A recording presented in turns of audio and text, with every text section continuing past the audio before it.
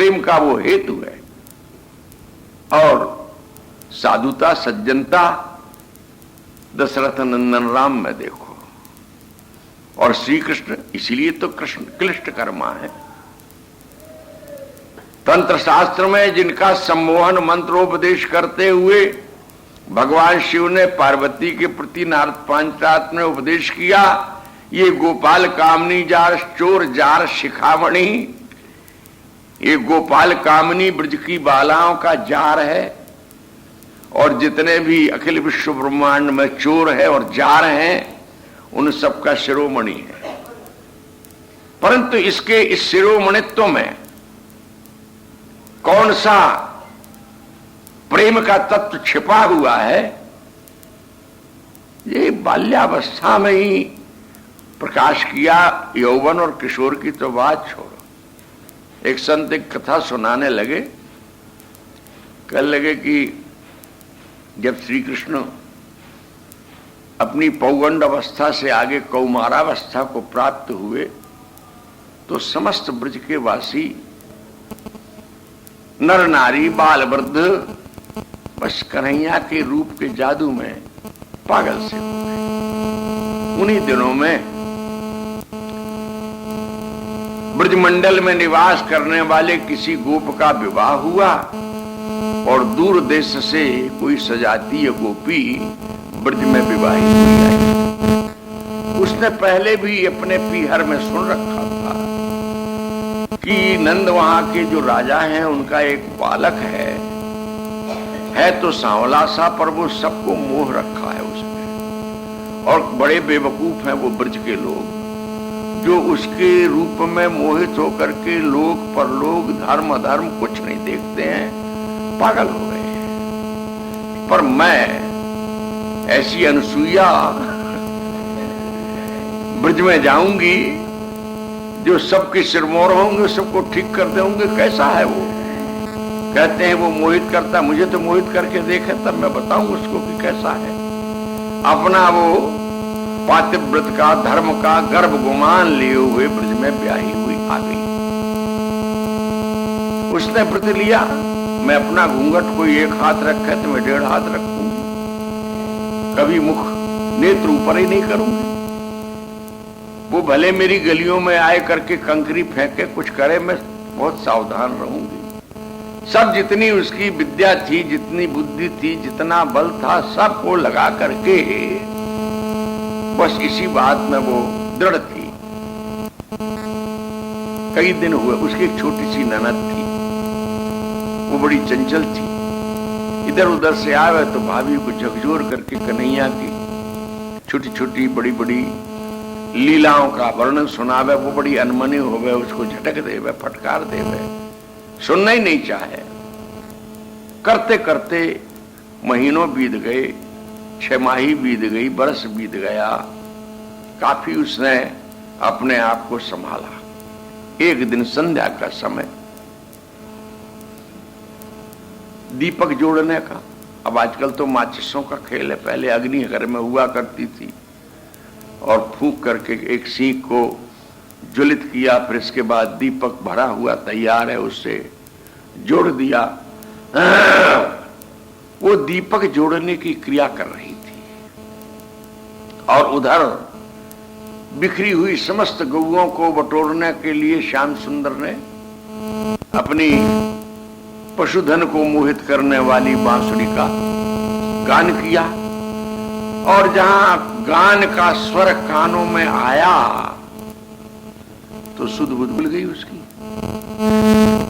आज उसका जो व्रत था सहज सहज रूप से खंडित होता गया, वो समझ नहीं सकी।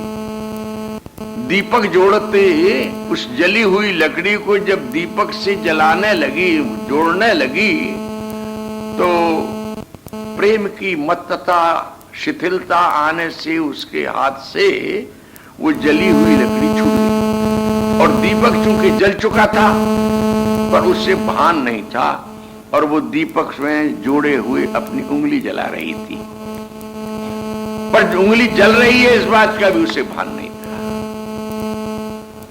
त्यों ही उसकी वो छोटी सी ननद आई और उसने झकझोर के कहा, भाभी भाभी सुन तो सही, ध्यान तो दे, मेरे कन्हैया की बांसुरी जो बज रही है कितनी मीठी है, कितनी मधुर है। पर झकझोरने पर भी जब वो सावधान नहीं हुई तो ननद ने कहा, भाभी तू दिया नहीं जोड़ रही है, तू तो दिल जोड़ रही है। तू दिल जोड़ रही है। उसको होश आ गया, अरे अभी तो मेरे कन्हैया की ये बांसुरी तूने सुनी है, अभी आंखों से उसका रूप नहीं देखा है। भाभी ऐसा कोई समर्थ नहीं है इस ब्रज में, और ब्रज में क्यों, इस जग में कोई समर्थ नहीं है जो अपने आप को बचा ले। उसने भी महसूस किया, अनुभव किया कि अवश्य उसमें कोई जादू तो है। मैं जिसकी बांसुरी की धुन सुन करके इतनी विस्मृत हो गई, इतनी आत्मविस्मृत हो गई कि लकड़ी मेरे हाथ से छूट गई और मैं उंगली जलाती रही। उसके भी मन में आया कि देखूं तो सही कि उसके रूप में क्या विशेषता है, जिसके शब्द में ये जादू है। वो रसखान जी ने एक जगह बंसी का वर्णन करते कहा कि अरे सुनती हो, कहा बंसी बजी और ब्रज की बालाएं तन में हो गई, तन बदन की सुधि भूल गई, घर के कामकाज भूल गए।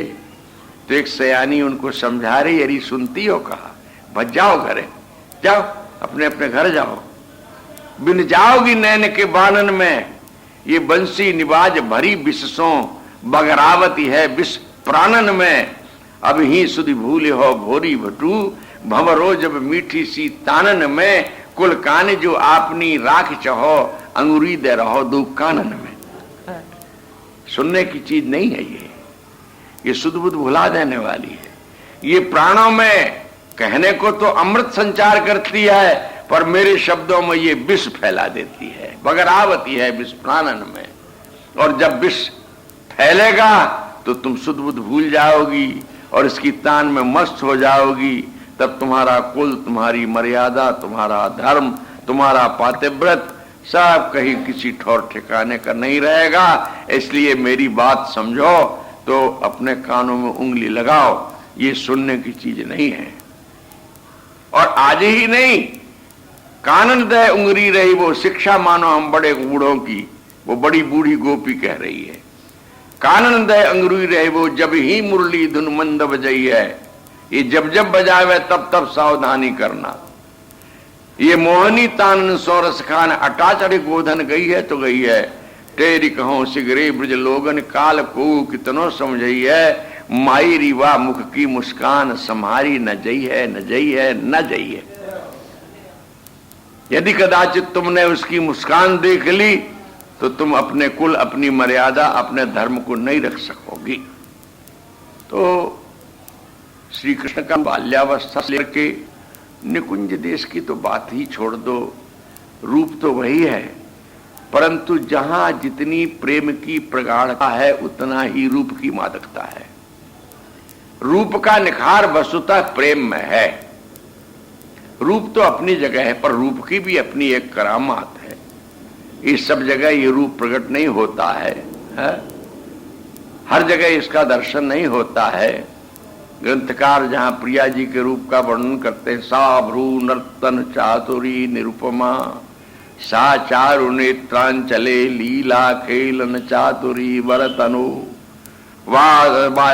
दृग्बचातुरी संकेतागम चातुरी नव नव, क्रीडा कला चातुरी राधाया जयतात सखी जन परी हासोत्सवे चातुरी, किंबा लावण्याद्भुत वार्तया जगदिदं संप्लावयन्ती शरद्रा का चंद्रमनंतमेव बदनम, ज्योत्स्नाभिरा तन्वती श्री वृंदावन कुंज मंजु गृहिणी काप्यस्ति तुच्छामहो, तत्सौंदर्यम सचनवयो यौवन श्री प्रवेशः, सादृग्भंगी सचरस घनाश्चर्य वक्षोज कुंभ, सोयम बिंबाधर मधुरिमा तत्स्मितम साच वाणी, सेयम लीला गतिर बिन विस्मर्यते राधिकाया।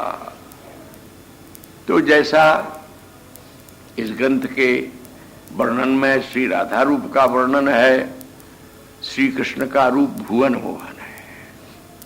ये चैलेंज है, कोई नहीं ऐसा जो इस रूप से बच करके निकल जाए। परंतु आश्चर्य की बात है, ऐसा जो भुवन मोहन है वो मोहित है। यहां अन्य अंगों के सौष्ठव और रूप सौंदर्य की बात नहीं, केवल एक अंग की ओर लक्ष्य है। भुवन मोहन मोहनाय तब नवस्तन मंडलाय भूयो भूयो नमो नमः। प्रथम वंदनीय तो वह भुवन मोहन है जिसके रूप पर सुर नर मुनि, बेचारी इन ब्रजबालाओं की तो औकात ही क्या है। लोक में जो सामान्य नारी हैं और अपढ़ हैं, जिनको ज्ञान नहीं है, जिनको वैराग्य नहीं है, जिनका कोई शुभ संस्कार भी नहीं किया गया, ना जिन्होंने कभी गुरुगृह में निवास करके कोई शिक्षा ली हो, कैसे इंद्रियों पर विजय पाई जाती है, कैसे मन पर विजय पाई जाती है, कैसे बुद्धि को केंद्रित किया जाता है, कैसे जगत से उपराम हुआ जाता है, कभी सुनने में नहीं आया। जिनके शंकराचार्य ने एक जगह कहा ना, अरे स्तनौ मांसक ग्रंथि तदपि कलक कुलशेन तुलितम। स्तन क्या है? बोले मांस की एक ग्रंथि है, पर कवियों ने बड़ी बारी इसकी तूल बांध दिया, कनक कलश से उपमा दे दिया, और मुखम श्लेष्मागारम मुख जिसका अधरामृत अधरामृत कह करके जिसका वर्णन किया जाता है, सिवाय थूक के और है क्या? श्लेष्म का आगार है जो मुखमंडल, उसको शशांकेन तुलितम, उसकी चंद्रमा के साथ उपमा दे दी गई। भले ये ज्ञान की बातें सुनने में आम है, पर ये तो बेचारी कभी सुनी नहीं, जानी नहीं, वे फंस गई तो कोई आश्चर्य की बात नहीं। पर ऐसा कोई अखिल विश्व ब्रह्मांड में सूरवीर नहीं है जो इस रूप से पार होकर के उस पार हो जाए। ये रूप का जादू सिर पर सबके चढ़ के बोलने वाला है, वो है, उसका नाम ही मोहन है। पर एक विद्वान कहने लगे कि मोहन शब्द की यदि व्युत्पत्ति करो और मोह को ना को अलग अलग दूर दूर कर दो तो मोहन तो है पर उसमें मोह नहीं है। मोहन तो है पर उसमें मोह नहीं है। मोह ना, वो मदन मोहन है पर उसमें मद नहीं है। वो मदन को तो मोहित करता है जिसमें एक मद है, पर श्री कृष्ण में न मोह है न मद है। वो मोह और मद दोनों से परे है, परंतु मोह मद वाले मदन को और मोह मदमय जितने भी हैं, मदन के दास गुलाम सबको अपना वशवर्ती कर लेता है, पर वह भी कहीं फंस जाता है। वही यहां पर बताया, राधाया पदेव लुठत्तलमम, जिसका चांचल्य पुराण प्रसिद्ध है, वेद प्रसिद्ध है, वो अपनी सारी चंचलता भूल जाता है और कहने में तो अच्छा नहीं लगता पर कृतदास हो गया है। कृतदास माने खरीदा हुआ गुलाम, जिसका अस्तित्व साह ही को गोत गोत होता है गुलाम को। तन समता राखी जो बढ़ाई। यहां पर प्रसंग निवृत्त निकुंज देश में क्रीड़ा सर्वरूपिणी स्वामिनी श्री राधा, जिनके बक्षोज भाग में कनक पंकज की कली की भांति उदित है रस का पुंज, और जो स्थूल दृष्टि से तो समझा जा नहीं सकता, उनका निजानंद ही मानो उदित होकर के बाहर आ गया है। वो है स्वानंद पूर्ण रस कल्प तरु। जैसे एक कल्प तरु के भीतर नाना फलों की सृष्टि है, यानी नाना आकांक्षावान उसमें जाकर अपनी अपनी अभिलाषाएं पूर्ण करते हैं, बोले वो कल्प तरु स्वर्ग का दूसरा है, ये रस कल्प तरु है। ये वृंदावन निवृत्त निकुंज देश का कल्प तरु है। इसके फल के आस्वादन का अधिकार केवल जिनको उन्होंने अपना प्रियतम स्वीकार कर लिया है उनको है। अथवा उन जुगल के तत्सुखमय रतिभाव से जिनके चित्त परिपूरित है, उन सहचरियों को तत्सुखमय उस दर्शन का अधिकार है। यद्यपि इस फल के सेवन के नाना भेद हैं जो श्रृंगार शास्त्रों में और वृंदावन के रसिकों की वाणियों में वर्णित हैं, परंतु यथाधिकार सबको प्राप्त है। प्रियतम को सर्वस्व संपुट में सरसाद कुंभम लिखा है ना, प्रियतम का यह सर्वस्व है। जब प्रियतम ने अपना सर्वस्व उसे माना है तो उदार स्वामी ने अपना सर्वस्व प्रियतम को दे डाला है। ये बातें बड़ी गूढ़ हैं। उन रसकल्प तरु के जुगल फल रूप कनक कुडमल को हम नमन करते हैं, सखियां कहती हैं हमारा नमन है, सिवाय हमारा अधिकार बस यहीं तक बनता है कि आप उसका नमन करें। ये रसवस्तु हमारे हृदय में दासी भाव धारणा के पश्चात ही उदय हो सकता है, अन्य इसका कोई उपाय नहीं है। और केवल दासी भाव की धारणा से ही नहीं, स्वामिनी की कृपा उसमें अंतर्निहित है। इसलिए महानुभावों ने कहा ये क्रीड़ा स्वरूप स्वामिनी और श्रीमद वृंदावन धाम, स्वामिनी का तनु और विपिन दोनों में भेद नहीं है, इसका आश्रय ग्रहण करो। इस निवृत्त निकुंज देश में घुसने का मार्ग मिलता है यदि कहीं से, तो वृंदावन के आश्रय से मिलता है। इसलिए वृंदावन सर्व महताम परित्याग करके इसका आश्रय करना चाहिए। हरिवंशी महाराज ने कहा, जय श्री हित हरिवंश अनत सचुनाही बिनु या रजही लिए। लाल को भी अधिकार यही है। श्री कृष्ण के अनेक रूप हैं पुराणों के मत से, पर मथुरावासी का यहां अधिकार नहीं है, और ब्रज के वासी का भी इस निकुंज देश में अधिकार नहीं। गैया चराते रहो। चाचा वृंदावन दास जी ने कहा कि लाल गाय चराई क्या गिरधारी, तुम्हें झूलन समझ कहा है? तुम हिंडोले में प्रिया के साथ बैठने का जो छल करके आते हो, सखी मखी बन बनाए करके, तुमने दो काम किए हैं ब्रज में। एक गाय चराई है और गोवर्धन उठा लिया है, और एक तो गोवर्धन उठा लिया, बस इसी में तुम अहंकार में फूले फिरते हो। और हमारी किशोरी तो दो दो गोवर्धन धारण किए हुए हैं। तुमने हाथ का बल लगाया, वो धारणे किए रहती हैं।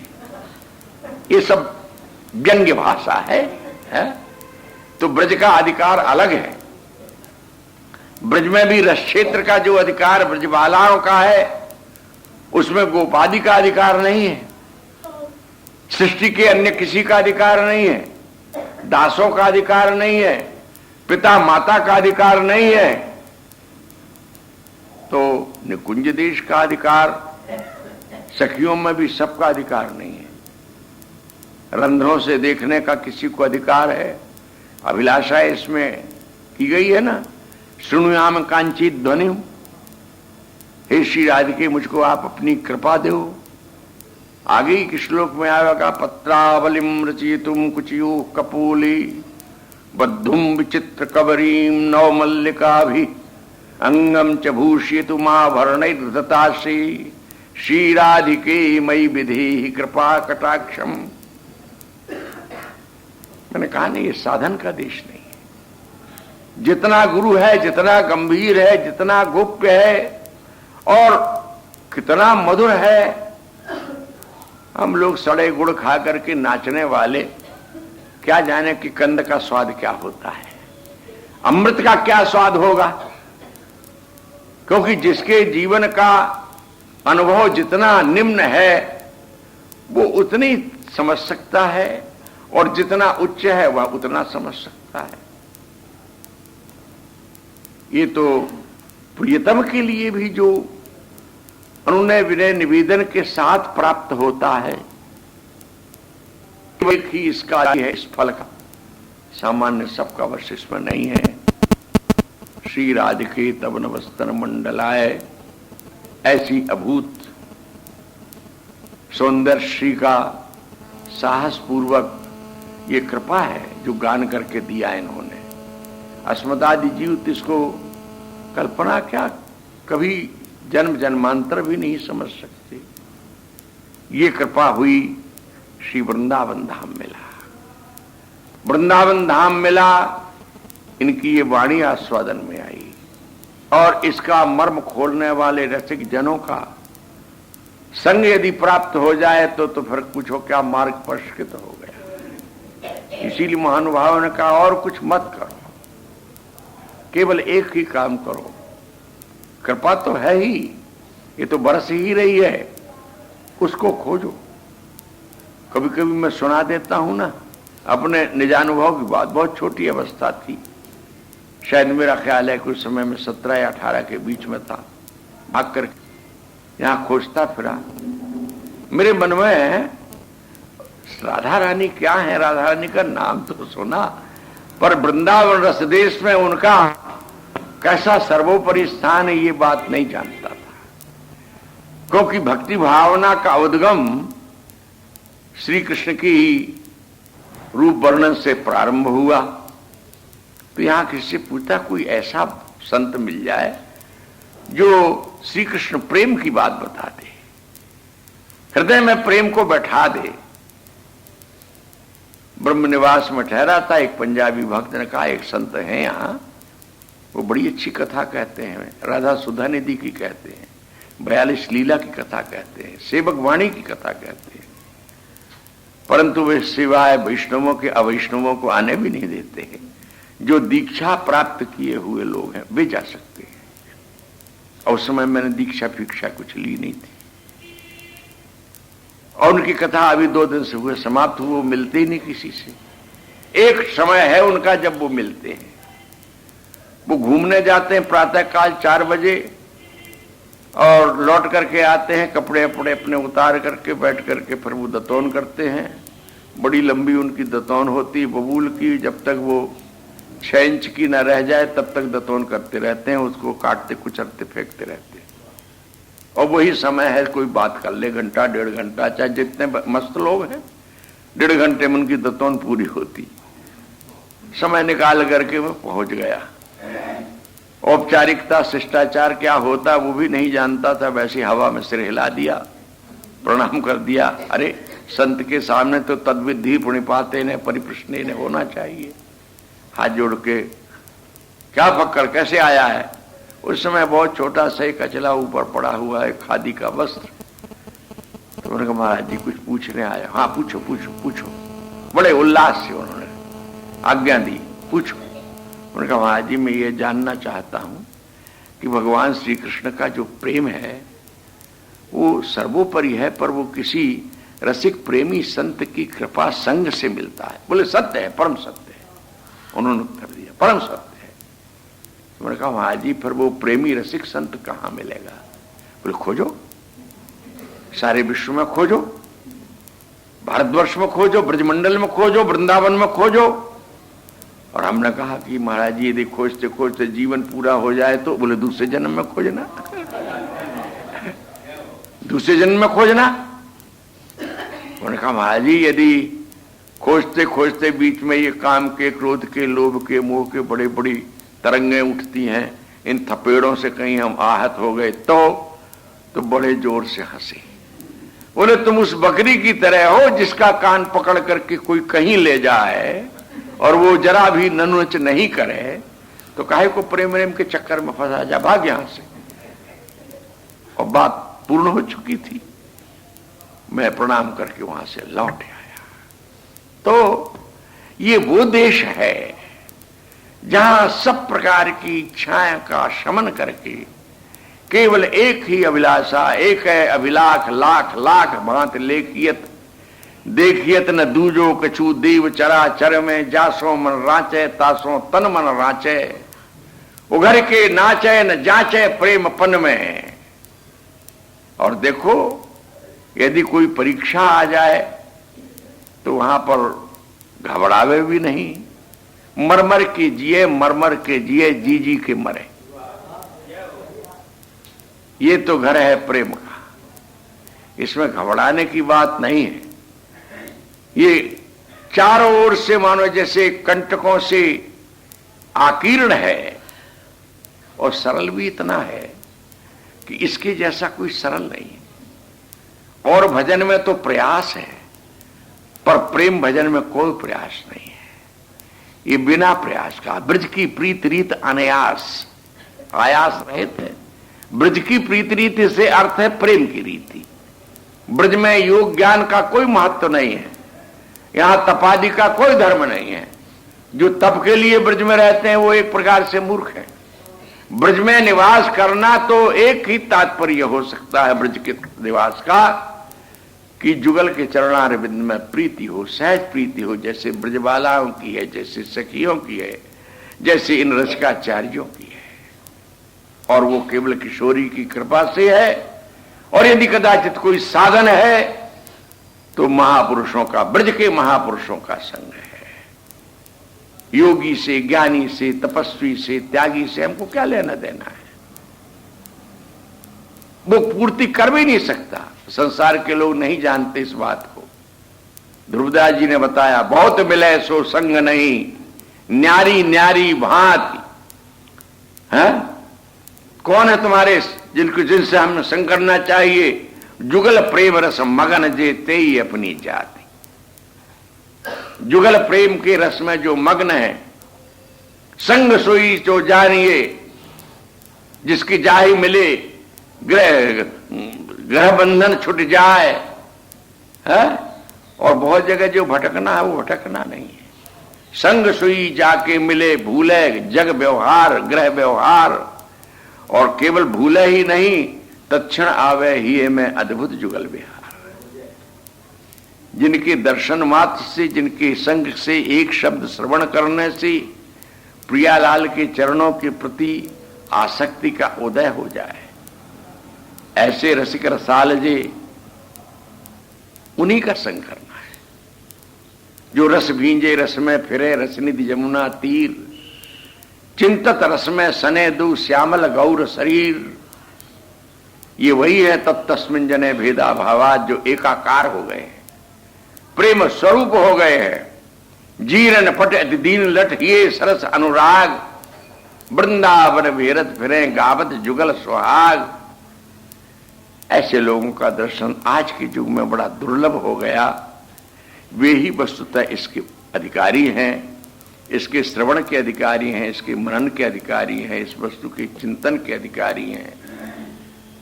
आपकी आप जाने में तो अनधिकार चेष्टा करता हूं, पर चलो कोई बात नहीं। एक जगह रहीम ने लिखा है कि ठाकुर मैं तुम्हारी इस रंगशाला में आ गया दुनिया में, काहे के लिए? बोले नाचने के लिए। यदि नाच मेरा ठीक बन गया है तो खुश हो जाओ और फिर मुझको इनाम दे दो, वरदान दे दो। और यदि कदाचित इस जगत रूपी रंगशाला में मेरा नाच ठीक से नहीं बना तो मुझे कान पकड़ के निकाल दो यहां से। दोनों में मेरा ही फायदा है। यदि ठीक ठीक नाचना बन गया है तब तो इनाम का अधिकारी हूं, दो कोई आशीर्वाद मुझको। और आशीर्वाद भी तुम्हारा वही है कि इससे मुझे अतीत करके अपने चरणों में ले लोगे। और नहीं बना है तो फिर मैं अनधिकारी हूं, मुझको निकालो यहां से। इस रंगमंच में कभी मत आने देना। तो यही बात है कि क्रोध से देवों तुल्या, देवता का जो क्रोध होता है वही वरदान बनता है, इसलिए अनधिकार चेष्टा करते हैं।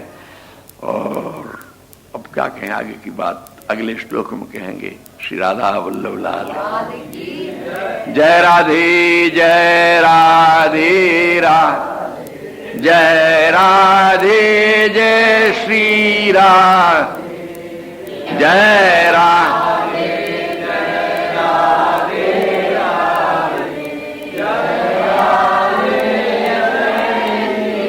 राधे जय श्यामा जय श्यामा श्याम जय श्यामा जय श्री श्यामा